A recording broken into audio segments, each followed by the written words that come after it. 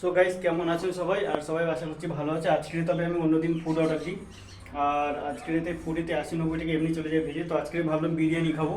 তো আমি যেহেতু নিউ টাউনেতে থাকি, তো নিউ টাউন এখানে হলো ঢালাই ব্রিজের ধারে কেষ্টপুরে থাকি। তো কেষ্টপুরে এখানে একটা বিরিয়ানির দোকান আছে, যেটা হলো রয় ফুড বলে। সেখান থেকে বিরিয়ানি নিয়েছে 100 টাকা। তো চলো বিরিয়ানিটা আজকে দেখাই কীরকম। এই যে চলে এসছে আমাদের বিরিয়ানি। এটা বিরিয়ানি হচ্ছে আজকের। একটা ডিম আছে, আলু আছে, আর চিকেন আছে একটা বড় সাইজে। তো এটা 100 টাকা নিয়েছে। আর এটা হলো রয় ফুড বলে, যে ফুডটা রয় ফুড বলে বিরিয়ানিটা।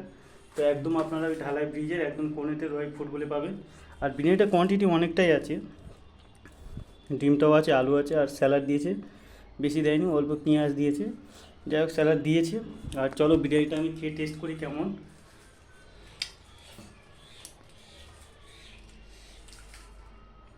ভালো, তবে লবণটা বেশি হয়ে গেছে, অ্যাভারেজ আছে 100 টাকার বিরিয়ানি হিসাবে।